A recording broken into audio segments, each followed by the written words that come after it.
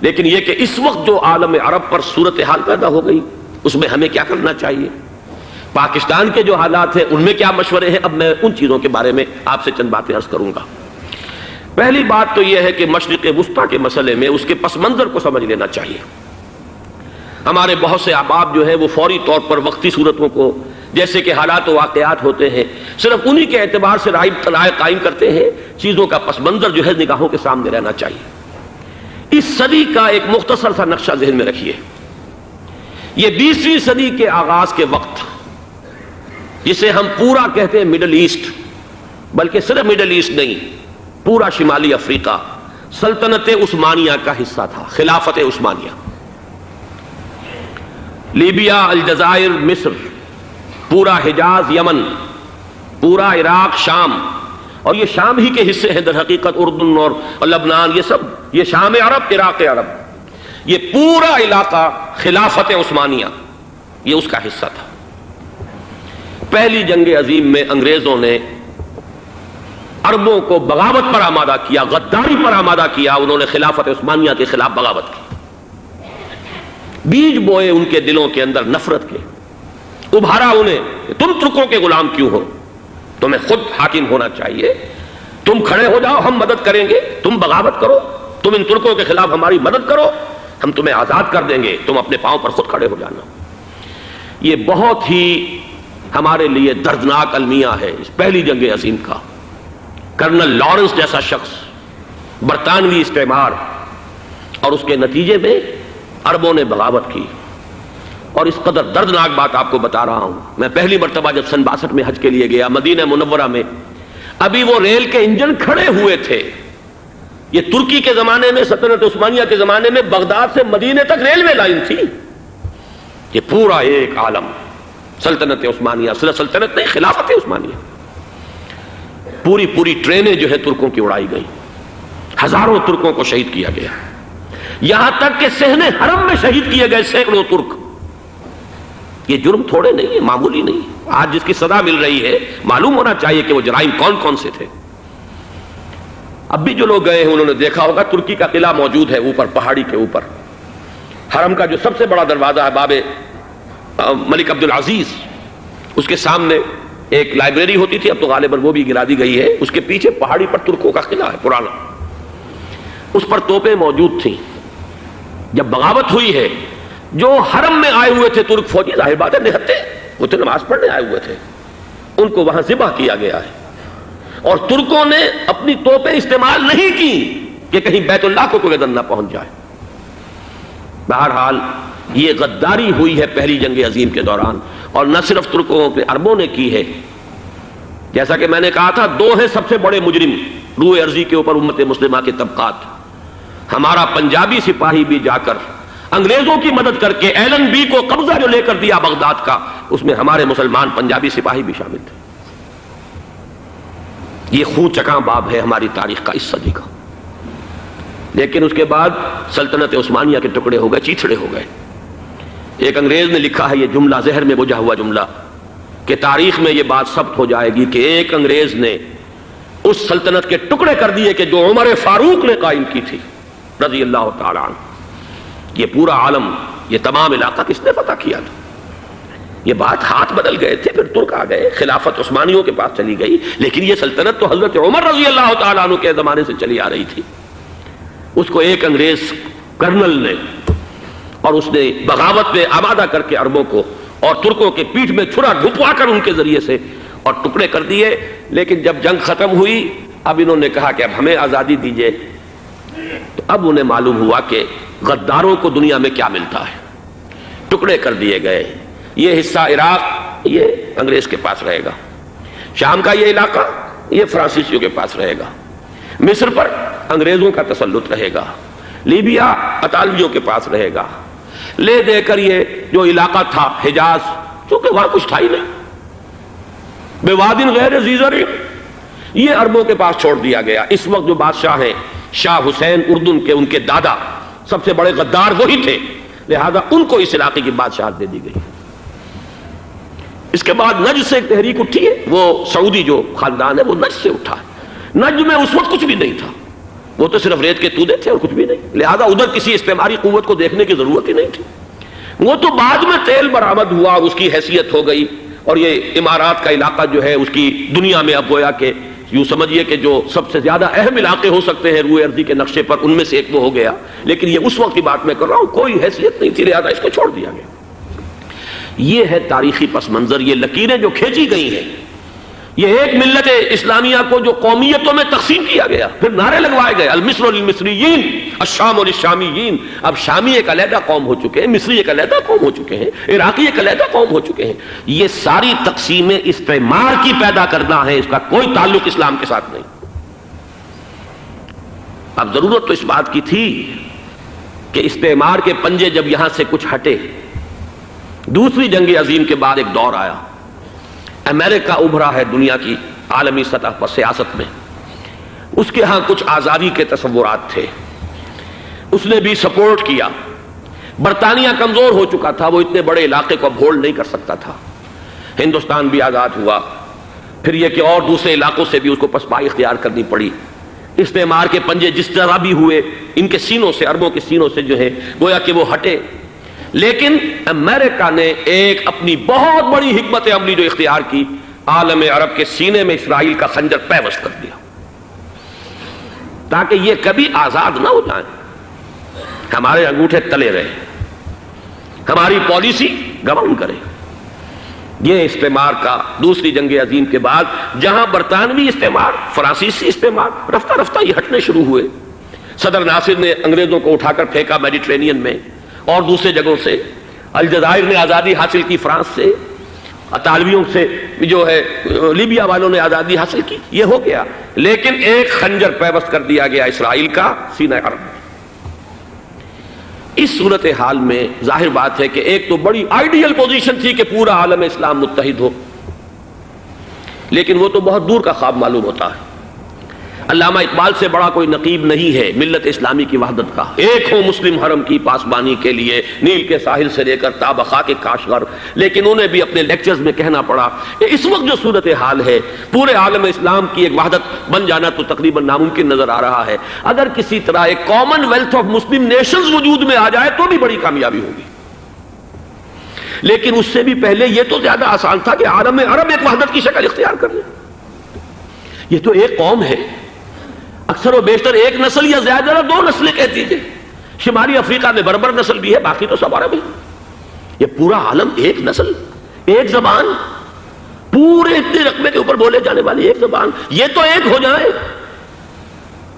افسوس یہ ہے کہ اس کا ایک ہو جانا، ایک شخصیت ابھری تھی جو مذہبی مزاج کی شخصیت تھی، جو دینی مزاج کی حامل شخصیت تھی، اگر اس کی قیادت میں عالم عرب متحد ہو جاتا تو واقعتاً ایک بہت بڑا جو ہے مرحلہ وہ طے ہو جاتا پوری عالمی ملت اسلامیہ کی ایک وحدت اختیار کرنے کا۔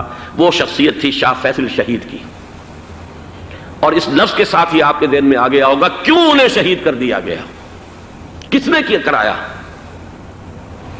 کہاں سے تعلیم حاصل کر کے آیا تھا وہ جس نے شہید کیا شاہ فیصل شہید کو، اس کی گردن پر کون سوار تھی، وہ یہودی لڑکی کے جس کے فوٹو بھی شائع ہوئے، ایک گردن پر اٹھائے کھڑا ہوا شہزادہ اپنی ایک یہودی دوست کو، لڑکی کو، اور وہی ہے کہ جس نے جا کر پستول سے شہید کیا ہے۔ جان اچھی طرح جان لیجئے، جیسے بارہا میں نے عرض کیا ہے کہ حضرت عمر کو شہید کرنے والا کہنے کو ابو لولو فیروز تھا، لیکن اس کے پیچھے پورا ایرانی نسل پرستی کا جو پورا پس منظر ہے، اسے تو ہر شخص جس کی ذرا بھی نگاہ جو ہے جو صرف منظر کو نہ دیکھ رہی ہو، پس منظر کو بھی دیکھنے والی ہو، وہ تو جان دے گی کہ ابو لولو فیروز ایک فرد کا نام نہیں تھا، وہ ایران کا انتقام تھا عالم عرب سے۔ بالکل اسی طریقے سے یہ امریکی استعمار کا ہتھ کنڈا تھا، اسے محسوس ہوا۔ شاہ فیصل مذہبی مزاج کا شخص، یہ ابھر رہا ہے، اور یہ شاہ فیصل کی حکمت عملی کا ذرا آپ اندازہ کیجئے۔ لاہور میں سمٹ کانفرنس ہوئی، اس میں وہ آئے، سب سے ٹاورنگ پرسنالٹی پورے اس وقت عالم اسلام کے اندر شاہ فیصل کی تھی، اور وہ گویا کہ ایک بہت ہی جس کو کہا جائے کہ ایک بہت ایلڈرلی، ایک بزرگانہ ایک شخصیت جو ہے، اور انہوں نے اپنے دولت کے دروازے، عرب میں وہ مشہور تھے کہ نہایت خسیس اور بخیل انسان ہے، اس لیے کہ وہاں وہ خرچ کرتے تھے حساب کتاب کے ساتھ، لیکن ان کے خزانے کھلے ہوئے تھے عالم اسلام کے لیے، ادھر بھی مدد ہے، ادھر بھی مدد ہے، ادھر بھی کام ہو رہا ہے، ادھر بھی کام ہو رہا ہے۔ پھر انہوں نے تیل کا ہتھیار استعمال کر کے ایک دفعہ امریکہ کو دن میں تارے دکھا دیے تھے، لہذا ان کا ہٹایا جانا سین سے یہ امریکی استعمار کے لیے لازم تھا۔ اب لے دے کر رہ گئے کون؟ سیکولر مزاج کے لوگ۔ پہلی اٹیمپٹ جمال عبد الناصر نے کی، ناکام ہو گیا۔ قذافی صاحب نے کوشش کی کہ وہ ان کی جانشینی حاصل کر لے، ناکام ہو گیا۔ اب ایک تیسری شخصیت صدام حسین کی، ملحد ہے، اسلام سے کوئی سروکار نہیں، باس کا فلسفہ، سیکولرزم پلس عرب نیشنلزم، یہ اصول ہے۔ لیکن یہ ہے کہ یہ شخصیت ابو بکر ایسی آئی ہے کہ اس سے اس وقت یہ جان لیجئے، میں امریکہ میں بھی عربوں سے مل کر آیا ہوں، سعودی عرب میں بھی اب میں وہ دیکھ آیا ہوں، نوجوان نسل جو ہے عربوں کی، پورا جو دوسرے عرب ممالک ہیں جہاں پر کہ مذہب کا اتنا چرچا ہی نہیں ہے، پورا فلسطینی عرب، جارڈن کے عرب، شامی عرب عوام، وہ سب کے سب صدام کے پیچھے ہیں اس وقت، اس لیے کہ انہیں نظر آ رہا ہے کہ ایک شخص پھر ایسا پیدا ہو کر سامنے آ گیا ہے جو شاید عالم عرب کو پھر یونائٹ کر دے۔ اور یہ ہے اصل وہ شے کہ جو امریکہ کے لیے کسی صورت میں قابل قبول نہیں۔ دولت کے یہ ذخائر، خلیج کی یہ دولت، سیال سونا اور اس کے ذخیرے، اور یہ کسی طریقے سے یہ امریکہ کے زیر اثر نہ رہے، یہ ہے وہ شے جو اسے برداشت نہیں ہے۔ وہ کوئی عربوں کی محبت میں نہیں آیا 2.5 لاکھ فوج لے کر، وہ کوئی شاہی عرب جو خاندان ہے سعودی، اس سے اس کی کوئی دلچسپی نہیں ہے، کوئی پتہ نہیں کہ وہ خود ان کو ہٹا دیں اور وہاں پر کوئی جمہوری ڈھانچہ جو ہے وہاں پہ کھڑا کروا دے خود امریکہ۔ اس لیے کہ سعودی عرب میں دیکھ آیا ہوں، حالات اگرچہ ظاہر بات ہے کہ زیادہ گہرائی میں تو وہاں جانے کا موقع ہی نہیں ہوتا، بہت ہی مستبد حکومت ہے، لیکن صاف نظر آ رہا ہے کہ اس وقت دونوں طبقے نوجوانوں کے جو ہے وہ شاہی خاندان کے شدید خلاف ہو چکے، جو وہاں پر جدید مثقف طبقہ ہے، جدید تعلیم یافتہ، جو باہر پڑھ کر آیا ہے امریکہ میں اور کہیں اور وہ کثیر تعداد میں، اب وہ صاف سوال کر رہے ہیں کہ یہ بلینز اور بلینز آف ڈالرز کے جو ہمارا خرچہ آتا تھا، ہمارے ہتھیاروں کے آرڈر جاتے تھے، وہ کہاں گئے؟ کل 65,000 فوج، اور عرب کے پاس، سعودی عرب کے پاس اتنے ٹینک بھی نہیں ہیں جتنے کہ یمن جیسے غریب ملک کے پاس ہے، تو ہمارا روپیہ یہ گیا کہاں؟ یہ ایک سوال ہے جو ہر شخص کے ذہن کے سامنے ہے۔ اب ہمیں اپنے معاملات کو خود سنبھالنا ہوگا۔ اسی طریقے سے جو مذہبی طبقہ ہے، اور وہاں ہے بڑی تعداد میں مذہبی طبقہ نوجوان جن میں بڑا جذبہ ہے، اور ان کا وہ جوش جہاد انہیں جہاد افغانستان تک لے کر آیا ہے۔ سینکڑوں عرب نوجوان یہاں جو ہے شہید ہوئے، اپنے ملک میں تو انہیں بولنے کی بھی کوئی امکان نہیں ہے، لیکن یہاں وہ جذبہ جو اندر اندر پروان چڑھ رہا ہے، وہ جذبہ انہیں لایا ہے، اور افغانستان کی سنگلاخ وادیوں کے اندر انہوں نے جام شہادت نوش کیا ہے۔ وہ طبقہ بھی شدید مخالف ہو چکا ہے کہ انہوں نے امریکیوں کو بلا کر، ان میں یہودی بھی ہیں، عیسائی تو ہے ہی ہے، یہودی ہیں، یہودی عورتیں ہیں، جو کچھ اب وہاں بے حیائی اور بے پردگی کے مناظر نظر آ رہے ہیں۔ یہ سرزمین عرب، میں نے امریکہ میں تقریر سنی ہے، اسنا کے جو فائنل ان کا ایک سیشن تھا، اسلامک سوسائٹی آف نارتھ امریکہ، جس میں میں مدعو کیا گیا تھا، اور اسی لیے میں نے یہ سفر کیا تھا۔ ایک نوجوان نے جو تقریر وہاں پر کی ہے، واقعہ یہ ہے کہ میں حیران رہ گیا اس کی جرأت کا۔ اس نے کہا کہ حضور نے فرمایا تھا کہ جزیرہ نما عرب میں 2 دین جمع نہیں ہو سکتے، اور آج شاہی خاندان کی صرف اپنی حکومت کو بچانے کے لیے امریکیوں کو اتنی بڑی تعداد میں بلا لیا گیا ہے، جن میں موبائل چرچ بھی ہیں، موبائل سینیگوگز ہیں، یہودی مرد اور عورتیں جو ہے دندناتے پھر رہے ہیں آج عرب کی سرزمین پر۔ لہذا جو مذہبی طبقہ ہے وہ اس پر شدید رد عمل جو ہے اس کے اندر پایا جاتا ہے۔ یہ حالات ہیں جو میں آپ کے سامنے چاہتا تھا کہ رکھ دوں۔ یہ وہ شامت اعمال ہے۔ ایک طرف یہ کہ وہ شخصیت جو ہے صدام حسین کی، وہ کوئی پسندیدہ شخصیت نہیں، لیکن یہ کہ اس شخصیت کو تقویت دینے والے بھی تو یہی لوگ تھے۔ انہیں خطرہ تھا ایران کے انقلاب سے کہ کہیں اسی قسم کا کوئی انقلاب ہمارے ہاں نہ آ جائے، لہذا انقلاب ایران کو ایکسپورٹ نہ ہونے دے، اس لیے انہوں نے اسی صدام حسین کو بلینز اور بلینز آف ڈالرز کی مدد دی۔ آج وہی ہے، عربی کی تو ایک کہاوت بھی ہے، سمن کلبک یاکلک، اپنے کتے کو کھلا پلا کے موٹا کرو، کسی روز تمہیں کو کاٹے گا۔ آج وہ تو انہیں کاٹ رہا، لیکن یہ کہ اس کا جو علاج تجویز ہوا ہے وہ انتہائی خوفناک ہے۔ 2.5 لاکھ امریکی، وہ استعمار کے پنجے جو بمشکل عالم عرب کے سینے سے جو گڑے ہوئے تھے اس استعمار نے، مشکل ہٹے تھے کہ ایک دم اب وہاں پر خبریں آ رہی ہیں، فرانسیسی بھی آ رہے ہیں، برطانوی بھی آ رہے ہیں، کہاں کہاں سے فوجیں آ رہی ہیں، اور وہاں پر 2.5 لاکھ تو صرف امریکن آرمی کا، اس میں تقریباً 1.5 لاکھ تو پہنچ چکی، اور جو بھی ہوگا وہاں پر جیسا کہ میں نے عرض کیا ہے اس قدر خوفناک سین ہے۔ میں نے بہت سے حضرات واقف ہوں گے، کئی مرتبہ میں نے حوالہ دیا ہے مولانا سید حامد میاں رحمہ اللہ کا، انہوں نے ایک دفعہ مجھے بتایا تھا کہ احادیث میں جو قرب قیامت کے حالات و واقعات کی پیشن گوئیاں ہیں، ان میں یہ ہے کہ وہ جو آخری جنگ ہونی ہے جو کہ دجال کے خلاف ہوگی مسلمانوں کی، اور جس میں کہ حضرت مسیح علیہ السلام کا نزول ہوگا، جس کے سلسلے میں اس سے پہلے ایک جنگ ہوگی بہت خوفناک، بہت خوفناک۔ اور عجیب الفاظ ان کے یہ تھے کہ اس میں ایک طرف مسلمان اور عیسائی اور یہودی تینوں ہوں گے۔ یہ بات سمجھ میں نہیں آتی تھی کہ مسلمان اور یہودی ایک جگہ کیسے جمع ہو سکتے ہیں۔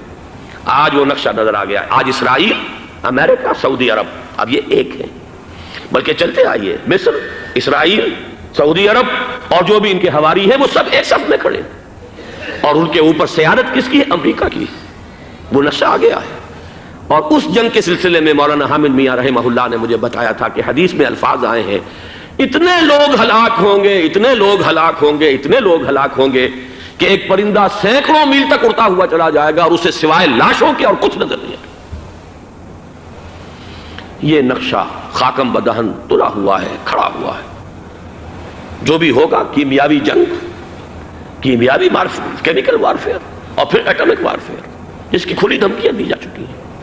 کبھی کوریا کے بارے میں اندیشہ تھا کہ یہ درندے خدا کی دھرتی کو، کوریا کی غریب بستی کو ناگاساکی بنا کے چھوڑیں گے، ہیروشیما بنا کے چھوڑیں گے۔ آج وہ صورتحال جو ہے عالم عرب پر، heart of the Arab land, اس پر یہ صورتحال بالکل تلی کھڑی ہے۔ اس میں ہمیں کیا کرنا چاہیے؟ میں نے یہ چاہا کہ پورا پس منظر آپ کے سامنے ہو، صرف وقتی سا کوئی ایک نعرہ، وقتی سی کوئی ایک خبر، اس کے حوالے سے ایک جذبات کا معاملہ، پورا ایک پس منظر سامنے رکھیے۔ اب وہ آپ کو شاید میری باتیں جو ہیں وہ سمجھ میں آ جائیں۔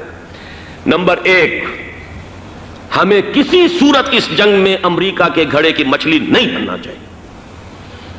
امریکہ اسلام کے تحفظ کے لیے نہیں آیا، امریکہ حرمین کی حفاظت کے لیے نہیں آیا، امریکہ اپنے مفادات، عالمی مفادات کے تحفظ کے لیے آیا، اور زیادہ سے زیادہ آپ کہہ سکتے ہیں کہ وہ سعودی شاہی خاندان کی حفاظت کے لیے آیا۔ اور بڑا عمدہ مضمون چھپا تھا پچھلے، بلکہ ابھی تک تو وہ تازہ ہی ہے جب تک نیا نہیں آتا، ندا میں، جس کا عنوان تھا اربوں کا چھرا اور اربوں کا گدا۔ سارے پیسے بھی انہیں سے لے رہے ہیں۔ $12 بلین کا ایک چیک لے کر گیا جیمز بیکر۔ اندازہ تو کیجیے دنیا کہاں سے کہاں پہنچ گئی۔ محو حیرت ہو کہ دنیا کیا سے کیا ہو جائے گی۔ 2 ماہ قبل اس کا تصور نہیں ہو سکتا تھا۔ اتنی بڑی قوت امریکہ کی، تباہ کن قوت، اور جمع ہو جائے گی عرب کے اندر۔ لیکن یہ کہ وہ کاسٹ بھی اربوں ہی کی ہوگی، انہی کا چھرا، انہی کا گلا۔ ہمیں کرنا یہ چاہیے، اللہ تعالی ہماری حکومت کو، ہمارے سیاستدانوں کو، ہمارے ذمہ دار لوگوں کو ہدایت دے، وہ امریکہ کے گھڑے کی مچھلی نہ بنے۔ اس کے تحفظ کے لیے یا شاہی خاندان کی حفاظت کے لیے بہت کچھ انہوں نے عیش کر لیے، کافی عیش کر لیے۔ باقی یہ کہ اب جو کچھ ہونا ہے وہ ہونا ہے۔ حرمین شریفین کو تو خود عرب کے لوگ کہتے ہیں کہ کوئی خطرہ نہیں ہے۔ سارا جھگڑا تو وہ تیل کی دولت کا ہے۔ وہ تیل کی دولت جو ہے وہ شمال مشرقی کونے کے اندر ہے۔ بلکہ یہ کہ جو رد عمل پیدا ہوا عالم اسلام میں اور سعودی عرب میں، خود اس کے مذہبی نوجوانوں میں امریکی فوجوں کی آمد کے خلاف اس کا جواب دیا گیا رابط عالم اسلامی کی طرف سے کہ یہ جو بھی جنگ کا محاذ ہے، جو فوجیں ہیں، یہ حرمین سے تو 1500 کلومیٹر دور ہیں، تو حرمین کو تو کوئی خطرہ نہیں ہے۔ خطرہ ہے امریکہ کے عالمی مفادات کو۔ آج آپ کو معلوم ہے دنیا 2 طبقوں میں بٹی ہوئی ہے، دی رچ اینڈ دی پور۔ یہ جو اقوام ہیں، جو 6-7 قومیں شمار ہوتی ہیں دنیا کی دولت مند قومیں، ان کے لیے خطرہ ہے کہ یہ اگر ہم ان کا جو سب سے بڑا ذریعہ ہے اس کا صنعت کا، یہ تیل، اگر اس کو کچھ ہو گیا تو ان کی سب کی اکانومی جو ہے وہ دم دھڑام سے زمین پر آ جائے گی، وہ بھی برابر ہو کر رہ جائیں گے دنیا کے دوسرے ملکوں کے۔ یہ اس کی حفاظت کے لیے آئے ہیں۔ ہمارے نوجوان کو آج میں سوچتا ہوں کاش کہ ہمیں معلوم ہو، ہمیں وہ تاریخ دہرانی نہیں چاہیے کہ ہم نے پہلی جنگ عظیم میں انگریزوں کے استعمار کے پنجے گڑوانے کے لیے اپنی جانیں دیں۔ پنجاب کا نوجوان، پنجاب کا مسلمان سپاہی بھی جا کر ایلن بی کو قبضہ دلوانے کے اندر اور بغداد پر قبضہ کرانے میں اس کے تعاون کیا، اس کی مدد کی۔ کیا آج بھی وہی تاریخ اپنے آپ کو دہرائے گی؟ آج ہمارا فوجی جائے گا وہاں پر امریکہ کے تحفظ کے لیے، اس کے مفادات کے تحفظ کے لیے۔ پہلی بات یہ کہ یہ ہرگز نہیں ہونا چاہیے۔ ہونا کیا چاہیے؟ پہلی کوشش یہ ہو کہ یہ بین الاسلامی معاملہ بنے، مسلمان امت آئے، امریکی فوجیں جائیں، فرانسیسی جائیں، برطانوی جائیں۔ ہاں اس صورت میں کہتا ہوں پاکستان کا ایک ایک بچہ وہاں جائے اور اپنی جان قربان کر دے، اس لیے کہ یہ قرآن کا حکم ہے۔ وَإِن طَائِفَتَانِ مِنَ الْمُؤْمِنِينَ اقْتَتَلُوا فَأَصْلِحُوا بَيْنَهُمَا فَإِن بَغَتْ إِحْدَاهُمَا عَلَى الْأُخْرَى فَقَاتِلُوا الَّتِي تَبْغِي حَتَّى تَفِيءَ إِلَى أَمْرِ اللَّهِ فَإِن فَاءَتْ فَأَصْلِحُوا بَيْنَهُمَا بِالْعَدْلِ وَأَقْسِطُوا إِنَّ اللَّهَ يُحِبُّ الْمُقْسِطِينَ۔ امت مسلمہ کو حکم دیا گیا ہے اگر مسلمانوں کے 2 گروہ لڑ پڑے تو تم صلح کراؤ، اور اگر ایک فریق زیادتی پر تلا رہے، اڑا رہے، تو اب سب مل کر اس سے جنگ کرو یہاں تک کہ اسے اللہ کے حکم کے آگے جھکا دو۔ پھر اگر وہ اللہ کا حکم مان لے، صلح پر آ جائے، تو پھر عدل و قسط کے ساتھ ان کے درمیان صلح کرا دو۔ یہ ہمیں حکم ہے، مسلمانوں کو حکم ہے۔ لیکن یہ کہ یہ امریکی آ رہے ہیں اور امریکی استعمار اور امریکی مفادات، اور اس کے لیے جو ہے پاکستان کا مسلمان سپاہی بھی جائے، میرے نزدیک کی کسی صورت میں صحیح نہیں۔ مطالبہ بھی ہو رہا ہے، آج ہی غالباً ایک انٹرویو آیا ہے، شاہ حسین کے بھائی جو ہیں حسن بن طلال، انہوں نے بھی یہی کہا ہے کہ اس کو مسلمانوں کو آپس میں اس معاملے کو طے کرنا چاہیے، اس قضیے کو، امریکی فوجوں کو یہاں سے فوراً واپس جانا چاہیے۔ اور یہی بات میں یقیناً تائید کروں گا، تحسین کروں گا، یہی موقف ایران کا ہے۔ ایران عراق کے خلاف جو یو این او کے سینکشنز ہیں، کہتا ہے ہم اس کی پابندی کریں گے، لیکن امریکہ کو یہاں سے نکلنا چاہیے۔ یہ مسلمانوں کا اپنا معاملہ ہے، وہ آپس میں طے کریں۔ پاکستان کو بھی یہی موقف اختیار کرنا چاہیے پوری قوت کے ساتھ۔ اس میں کوئی بھی اگر کمزوری ہو رہی ہے تو در حقیقت یہ گویا کہ ہم امریکی استعمار کے ہاتھ میں اس کا آلہ کار بن کر، کھلونا بن کر استعمال ہو رہے ہیں، جو کہ ہمیں کسی صورت میں نہیں کرنا چاہیے۔ اگر یہ بھی ناکافی ہو تو دوسرا ایک اور مسئلے کا حل موجود ہے، اس سے براڈر سطح پر، کہ غیر جانبدار ممالک اگر کوئی ہے ان کو بھی اس قضیے کے اندر شامل کیا جائے۔ ایک تحریک تھی کسی زمانے میں، کافی بڑی تھی، لیکن یہ کہ وہ بھی اگر اس کے اندر شامل ہو جائیں۔ لیکن امریکہ، رشیا، یہ تو ظاہر بات ہے سپر پاورز ہیں، ان کے مفادات ہیں، عالمی اور گلوبل مفادات ہیں، لہذا اول تو یہ ہونا چاہیے کہ بین الاسلامی معاملہ بنا کر، اس صورت میں جیسا کہ میں نے عرض کیا ہماری پوری فوج بھی جائے اللہ پر توکل کر کے، پاکستان کا محافظ اللہ ہوگا، اگر اللہ کے ایک حکم کے اوپر عمل کرتے ہوئے مسلمان یہاں سے جائیں اور جا کر وہاں پر جو ہے اپنی جانیں دینے کو تیار ہو جائیں۔ لیکن اگر یہ اس میں بھی کافی نہ ہو تو جو بھی غیر جانبدار ممالک ہیں ان کو بھی اس معاملے کے اندر شریک کیا جا سکتا ہے۔ بدرجۂ آخر اگر پاکستانی فوج جائے، وہ صرف حرمین شریفین کے گرد و نواح میں ان کو ڈپلوائے کیا جانا چاہیے۔ اگر خدا نہ خواستہ وہاں پر کوئی آنچ آنے کی شکل پیدا ہو جائے تو اس کی، اے ارض پاک تیری حرمت پہ کٹ مرے ہم، اس کے لیے مسلمانوں کو تیار رہنا چاہیے۔ اس لیے کہ بہرحال جہاں تک ارض پاک کی حرمت کا تعلق ہے وہ ہمارے ایمان کا جز ہے۔ باقی برطانوی مفادات، امریکی مفادات، صنعتی ممالک کے مفادات یا کسی شاہی خاندان کے مفادات، یہ شاہی خاندان یہ تو گرتی ہوئی دیواریں ہیں، جانا ہے آج نہیں تو کل، لیکن یہ کہ اصل معاملہ ہے امت کا، اصل معاملہ ہے امت مسلمہ کا، اصل معاملہ ہے حرمین شریفین کا، لہذا ان دونوں چیزوں کو لازماً گڈمڈ نہ کریں۔ آپ حضرات کے علم میں ہے کہ اس سے پہلے ایران کی طرف سے بار بار مطالبہ ہوا کہ حرمین کو بین الاسلامی کنٹرول میں دے دیا جائے اور سعودی عرب کا اس کے اوپر سے جو انتظامی عمل دخل ختم کر دیا جائے۔ میں نے کبھی تائید نہیں کی، اس لیے نہیں کی کہ میرا مشاہدہ ہے، میں گیا ہوں بارہا، سعودی عرب کی حکومت نے چاہے خود بھی بڑے بڑے محل بنائے ہیں لیکن حرمین کی خدمت کے اندر بھی کوئی کمی نہیں کی، اس پر انہوں نے اربوں ڈالر اس پر بھی خرچ کیا ہے، اس کے اوپر انہوں نے اس حج کے انتظامات پر پوری حکومت جو ہے وہ اپنے آپ کو لگائے رکھتی ہے۔ لہذا اس اعتبار سے کوئی کمی کی بات نہیں وہاں پر آئی کہ جس کے لیے ضرورت ہو کہ ان کا عمل دخل وہاں سے ختم کیا جائے، لیکن یہ صورتحال اب جو پیدا ہو گئی ہے یہ بالکل مختلف ہے، اسے اس کے کانٹیکسٹ کے اندر دیکھا جانا چاہیے، اور اسی کے حوالے سے میں نے چند رائے آپ کے سامنے رکھی۔ اب آئیے پاکستان کی طرف جو ہمارا اصل مسئلہ ہے، اس کے تو ہم سب سے بڑے ذمہ دار ہیں، اس کی بھلائی ہے تو، برائی ہے تو، اس میں خیر آتا ہے تو وہ بھی ہماری کوشش اس کے لیے ضروری ہے، اور کوئی شر پیدا ہوتا ہے تو اس کی ذمہ داری بھی ہم پر آئے گی۔ اس کے ضمن میں چند باتیں عرض کر رہا ہوں۔ شدید ترین خطرہ ہے، جیسا کہ میں عرض کر چکا ہوں، کہ بھارت حملہ کرے گا۔ مجھے تو تقریباً یہ رائٹنگ آن دی وال کے مانند ایک فیصلہ نظر آ رہا ہے، بلکہ آج میں کسی سے کہہ رہا تھا کہ اگر اب نہیں تو پھر کبھی بھارت حملہ نہیں کر سکتا۔ اس کے لیے سچویشن بالکل رائٹ ہے۔ 2 مرتبہ ایکسرسائز کر چکا ہے وہ، خاص ٹارگٹ بنا کر حیدرآباد کو، اور اس کے پیش نظر ہے سندھ میں جو بھی خلفشار ہے اسے اس کے علم میں ہے، جو بھی تصادم ہے۔ اب بھی اگرچہ اس وقت کی جو ہماری اندرونی سیاست ہے یہ اس کا کرشمہ سامنے آیا ہے کہ جی ایم سید صاحب کو ایگزونریٹ کیا جا رہا ہے، ان کو اب محب وطن کا خطاب دوبارہ دیا جا رہا ہے۔ وہ شخص کہ جس نے اسلام کے خلاف انتہائی زہریلی باتیں کی ہیں، وہ شخص جس کی کتاب اب پاکستان ٹوٹ جانا چاہیے، وہ لاکھوں کی تعداد میں ہندوستان سے چھپ کر آئی ہے، یہاں تقسیم ہوئی ہے، آج اسے سند دی جا رہی ہے۔ یہ ہے ہماری اندرونی سیاست کے کرشمے، میں اس پر تفصیل سے نہیں جانا چاہتا، لیکن اس شخص کی دیکھیے، وہ جو علامہ اقبال کا شعر ہے کہ بت کرے میں برہمن کی پختہ زناری بھی دیکھ، دیکھ کعبے میں شکست رشتہ تسبیح شیخ، اور بت قدے میں برہمن کی پختہ زناری بھی دیکھ، کہ نظر یہ آ رہا ہے کہ اس نے رہا ہوتے پہلا بیان یہ دیا ہے کہ ہماری پہلی ترجیح یہ ہے کہ پاکستان ٹوٹ جائے اور ہندوستان کے ساتھ ہم ایک انڈیپینڈنٹ اسٹیٹ کی حیثیت سے کانفیڈریشن قائم کریں، سندھو دیش confederation with India independent of Pakistan. پھر دوسری ترجیح بھی ہے، تیسری آخری ترجیح یہ ہے کہ پاکستان کو 5 ریاستوں میں تقسیم کر دیا جائے اور ایک لوز کانفیڈریشن ہو، بس اس کے سوا کچھ نہیں۔ 5ویں بھی وہ اردو والوں کے لیے نہیں، مہاجرین کے لیے نہیں، ان کے لیے تو ان کے پاس کچھ نہیں ہے۔ 5ویں بھی پنجاب میں سے کاٹ کر سرائیکی صوبہ بنایا جائے، اور سندھ میں تو بہرحال اردو بولنے والوں کو سندھی بن کر رہنا ہوگا۔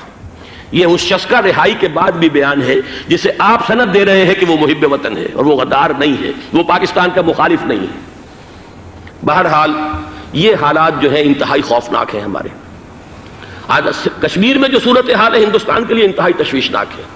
جو بدنامی اس کو مل سکتی تھی مل چکی ہے، اور یہ آپ نے دیکھ لیا وہ امریکہ بہادر جو 1.5-2 لاکھ آدمی لے کر پہنچ گیا سعودی عرب میں، اس نے انگلی تک نہیں اٹھائی ہے کہ کشمیر میں بھارت کیا کر رہا ہے۔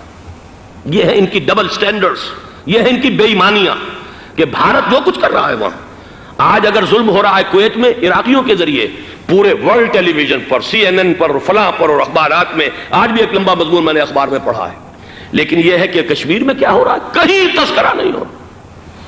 یہ ہے دنیا کے اندر دیانت اور امانت اور شرافت کا حال، اور بین الاقوامی سیاست جو ہے اس کے ڈبل سٹینڈرڈز۔ لہذا جو بدنامی بھارت کو آ سکتی تھی وہ آ چکی ہے۔ ہندوستان سے ایک نوجوان مسلمان صحافی دہلی سے آئے تھے، نئی دنیا ایک پرچہ نکلتا ہے اس کے طرف سے وہ دورہ کر کے گئے ہیں، مجھ سے بھی لاہور میں ملے تھے، تقریباً 1-1.5 مہینہ ہوا۔ ان کے الفاظ سن کر میں کانپ گیا تھا۔ انہوں نے کہا تھا کہ بھارت کی حکومت اس کے اوپر تلی ہوئی ہے کہ چاہے ایک اور آخری کشمیری کو بھی ہلاک کرنا پڑے، وہ کشمیر کے اندر کبھی بھی کوئی معاملہ جو ہے کشمیر کی آزادی یا کشمیر کو پاکستان کے لیے جانے کے لیے تیار نہیں ہے۔ کیا بگڑے گا اس کا؟ آپ سمجھئے کہ اگر 80-90 کروڑ قوم کی ایک قوم ہے، 1 کروڑ آدمی ختم کر دیں، ان کا دل تو جو ہے اس پہ دکھے گا نہیں۔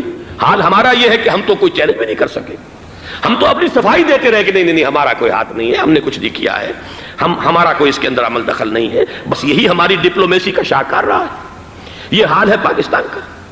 لہذا بھارت کا وہ معاملہ جو ہے، میں نے جیسا کہ آپ کے سامنے مختلف فیکٹرز گنوا دیے تھے، اندرونی اس کی سیاست، اندرونی خلفشات، وہ تو اب آ کر رہے گا۔ اللہ یہ کہ اللہ تعالیٰ کے قبضہ قدرت میں ہر شے ہے، وہ ٹال دے تو ٹال دے۔ مجھے اقبال کا وہ شعر یاد آ رہا ہے، تقدیر تو مبرم نظر آتی ہے ولیکن پیران کلیسا کی دعا ہے کہ یہ ٹل جائے۔ ہم دعا کریں کہ یہ ٹل جائے وقت، لیکن یہ ہے کہ تقدیر مبرم نظر آ رہی۔ اس حالت میں ہمیں کیا کرنا چاہیے؟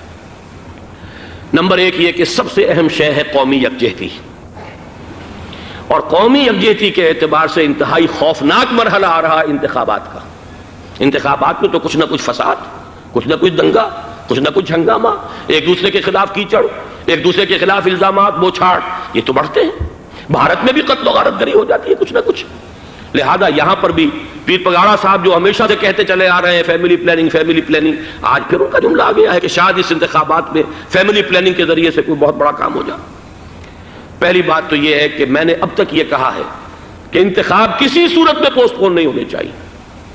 اب بھی میں یہ کہتا ہوں کہ اگر تو انتخابات کا بدل صرف ایک ہے اور وہ مارشل لا ہے، تو پھر مارشل لا سے تو بہتر ہے کہ وہ انتخابات ہوں چاہے اس میں کوئی خلفشار بھی ہو، اس لیے کہ مارشل لا کا مطلب جو ہے وہ تو سندھ کے اندر ایک ناگزیر دھماکہ ہو جائے گا، تباہ کن، خوفناک، اور پھر بھارت کو کچھ کرنے کی ضرورت نہیں ہوگی، کیا کرایا اسے سارا معاملہ سندھ کے اندر سے مل جائے گا۔ مارشل لا ہرگز نہیں ہونا چاہیے۔ وہ بات جو سن 80 میں نے 18 اگست 1980 کو کہی تھی ضیاء الحق مرحوم سے، آج پھر اسی بات کی میں تکرار کر رہا ہوں، اعادہ کر رہا ہوں۔ مارشل لا پاکستان کے لیے سوسائڈل ہے، لیکن ایک آلٹرنیٹ سامنے آیا ہے۔ ایک تو پشاور ہائی کورٹ کا ورڈکٹ آ گیا، اور یہ کہ کچھ اور لوگوں کی طرف سے بھی باتیں آئی ہیں۔ 1-2 دن ہوئے ہیں، جنگ میں 2 اہم سرخیاں تھیں، اور وہ بڑے اونچے حلقہ جو ہمارا فوج کا اونچا حلقہ ہے اس کی طرف سے، اگرچہ نام کسی کا نہیں تھا۔ ایک تو یہ کہ مارشاء اللہ یہاں کسی صورت نہیں لگے گا، دوسرے یہ کہ کوئی قومی حکومت کی تشکیل جو ہے اگر کسی طرح ہو سکتی ہو تو وہ اس وقت کا حل ہے، اور وہ اسی شکل میں ممکن ہے۔ اگر تو الیکشن آپ پوسٹ پون کرتے ہیں اور اسمبلیاں پرانی بحال نہیں کرتے، تو پھر تو اس کا مطلب یہ کہ ہمارا کانسٹیٹیوشن ایبروگیٹ ہو گیا، اور اس کا آلٹرنیٹ سوائے ایک مارشل لا کے اور کوئی نہیں ہے۔ لیکن اگر صدر اسحاق صاحب ہمت کر لیں، ملک کے حالات کو دیکھ کر، جو اس وقت صورتحال ہے، جو خطرات ہیں بارڈر پر، ان کو دیکھتے ہوئے یا تو یہ کہ عدالتوں کے ذریعے سے اسمبلیاں بحال ہو جائیں، اس میں حکومت زیادہ رکاوٹ نہ ڈالے، یا یہ کہ خود صدر اسحاق صاحب واپس لے سکتے ہو قدم تو واپس لے لیں، لیکن یہ کہ تمام پارٹیز سے یہ پہلے عہد لے لیا جائے کہ وہ ایک قومی حکومت کی تشکیل کریں گے۔ یہ وہ بات ہے، آپ کو یاد ہوگا مرزا اسلم بیگ صاحب، انہوں نے بالکل شروع میں سن 88 کے الیکشن کے بعد کہا تھا کہ نیشنل گورنمنٹ فارم کی جانی چاہیے۔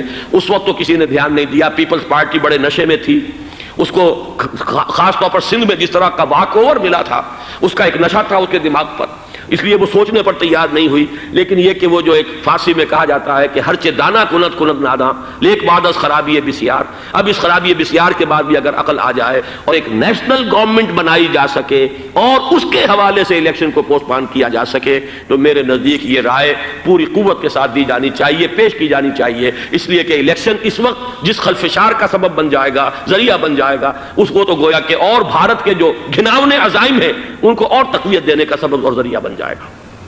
دوسری بات یہ، اس قوم کے اندر جذبہ جہاد، وہ ڈیفینسو جہاد، دفاعی جہاد، جس کے بارے میں کوئی دو رائے نہیں ہو سکتی کہ اس کے لیے جو جان بھی دی جائے گی وہ شہادت کی موت ہوگی۔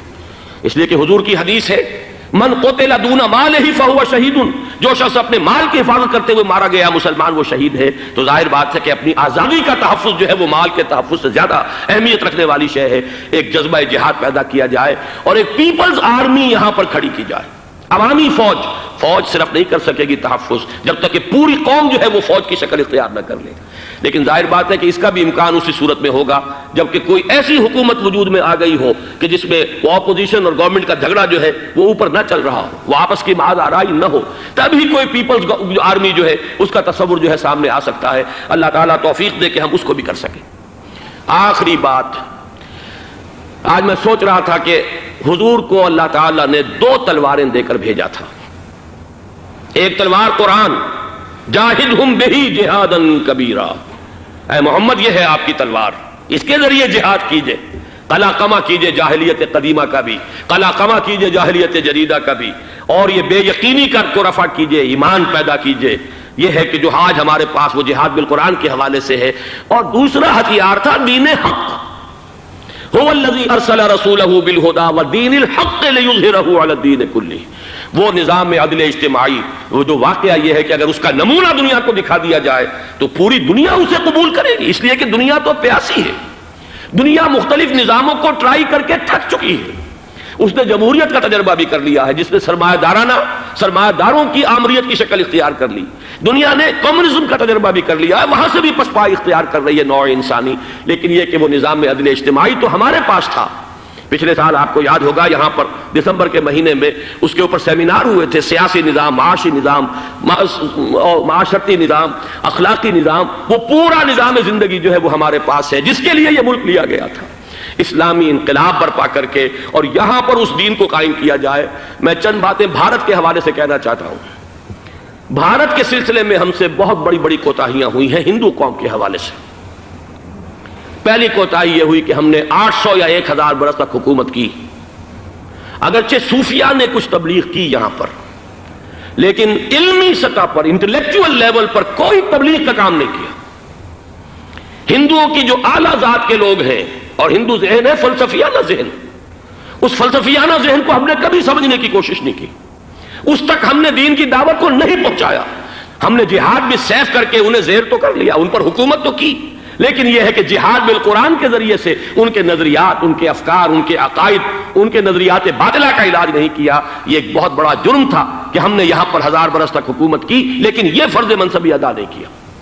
اس ضمن میں آپ سے عرض کروں کہ پچھلے سال جب میں گیا تھا انڈیا، مولانا علی میاں سے مدظ اللہ العالی میری ملاقات ہوئی، میں نے انہیں ایک مشورہ دیا، وہ چونک گئے، انہوں نے مشورہ پسند بھی کیا، یہ مجھے نہیں معلوم کہ اس پر عمل کیا یا نہیں۔ میں نے ان سے عرض کیا کہ آپ ندوۃ العلماء میں سنسکرت کی تعلیم لازم کر دیں تاکہ یہاں کا عالم دین جو نکلے وہ ہندو جو مذہب کی کتابیں ہیں ٹاپ کی، امہات کتب، ان کو بھی سمجھ سکتا ہو۔ جب تک آپ ہندو ذہن کو نہیں سمجھیں گے اسلام اس کے سامنے پیش نہیں کر سکتے۔ لہذا ایک کام تو ہمیں یہ کرنا ہے، اور میں نے شاید آپ میں سے جو حضرات بھی میثاق پڑھتے ہیں ان کے تو علم میں یہ بات ہوگی کہ میں نے شاہ ولی اللہ دہلوی رحمۃ اللہ علیہ کا ایک قول جو ہے نقل کیا ہے، ہندوستان ہی کے ایک رسالے میں وہ ان کا قول جو ہے اس کو کوٹ کیا گیا تھا، وہاں سے میں نے نقل کیا کہ انہوں نے فرمایا کہ ایک وقت آئے گا کہ ہندو قوم کے اعلیٰ ذات کی اکثریت اسلام قبول کر لے گی، اللہ کرے کہ وہ کام ہو، وہ بھی ہوگا تو جہاد بالقرآن کے ذریعے سے ہوگا۔ دوسری دو کوتاہیاں کیا ہوئی؟ دیکھیے میں اس کی مثال دے رہا ہوں۔ ہم نے اب تک اسلام کے لیے جو نعرہ بازی کی ہے اس کا نتیجہ یہ نکلا، ہندو کو ہم نے بیدار کر دیا، چوکنا کر دیا، منظم کر دیا، اپنے خلاف کھڑا کر دیا، اور ہم نے کچھ کیا نہیں۔ اس کی ایک سادہ مثال دے رہا ہوں۔ چپ راس چپ، چپ راس چپ، خاکسار تحریک، دہل گیا تھا پورا ہندوستان، واقعہ یہ کہ دہل گیا تھا۔ وہ تحریک تو اس کے بعد ختم ہوئی، اب آثار قدیمہ میں کہیں رکھی ہوئی ہے، لیکن ہندو نے اس وقت سے RSS شروع کی، ہندو کو جگہ دیا۔ RSS جوابی تحریک تھی خاکسار تحریک کے مقابلے میں، اور وہ 60 برس ہو گئے مسلسل کام کر رہے ہیں، وہ تحریک موجود ہے، اور اب وہ بہت بڑی فارمیڈیبل فورس بن چکی ہے ہندوستان کے اندر۔ اسی طرح دوسری بات عرض کر رہا ہوں، ہمارے ہاں اسلام کا نعرہ، اسلامی نظام، اسلامائزیشن، حکومت، قانون، یہ پہلے تو لگا کرتا تھا اپوزیشن کے پلیٹ فارم سے۔ 11 برس جو تھے ہمارے مرحوم ضیاء الحق صاحب کے، وہ ایوان حکومت سے یہ نعرہ لگا۔ نتیجہ یہ نکلا ہندوستان میں رام راشٹر کی تحریک کھڑی ہو گئی جوابی رد عمل کے طور پر۔ ہم نے تو کچھ کیا بھی نہیں، سوائے کچھ کاسمیٹک تبدیلیاں، کچھ اوپر کی تبدیلیاں، کچھ رنگ و روغن، کچھ عید میلاد النبی زیادہ شوق سے اور زیادہ شان سے بنانی شروع کر دی، کچھ اور ہم نے اس طرح کے جو ہے وہ تقریبات کا آغاز کر لیا۔ باقی وہ اسلام کا نظام، وہ نظام تو ہم نے قائم نہیں کیا۔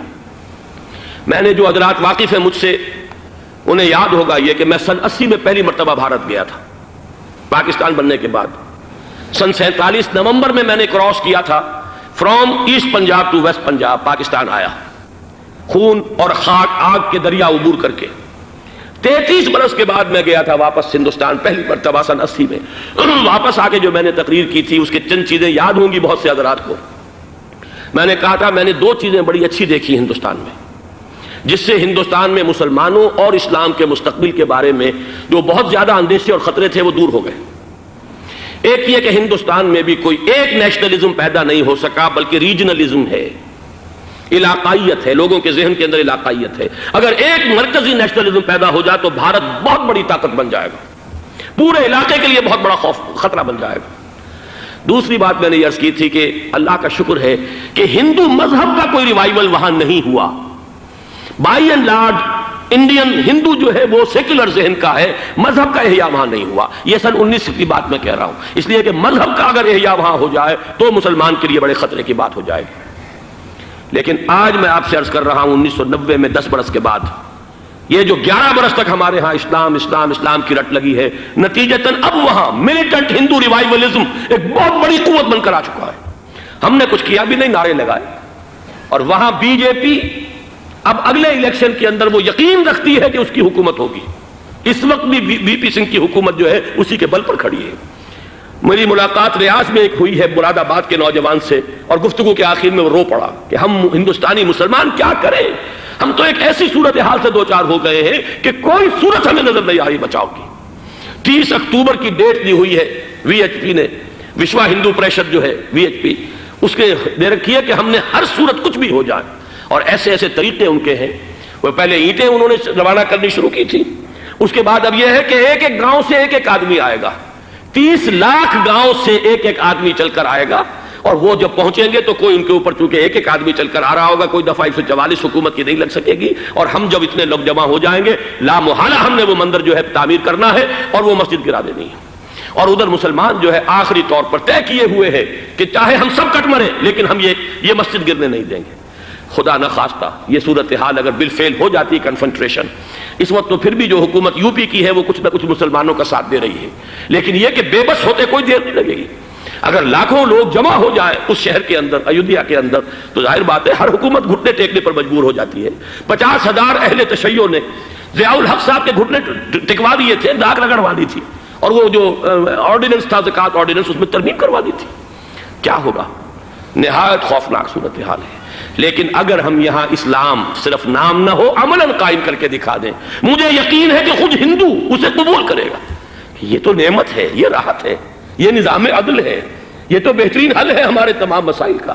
لیکن یہ کہ اگر ہم نے وہ کام نہ کیا، وہ اسلامی انقلاب کی طرف پیش قدمی نہ کی، وجاہدہم بہی جہادا کبیرہ کے ذریعے سے ایمان، اور ایمان کے ساتھ اس کا لازمی نتیجہ وہ ایک جد و جہد، انقلابی جد و جہد، اور اس کے نتیجے میں پاکستان میں اسلامی انقلاب لا کر اسلام کے نظام عدل اجتماعی کو قائم کرنا، یہ ہے دوسرا کرنے کا اصل کام، اور یہ ہے در حقیقت کہ جو ہمارے تمام مسائل کا حل ہے۔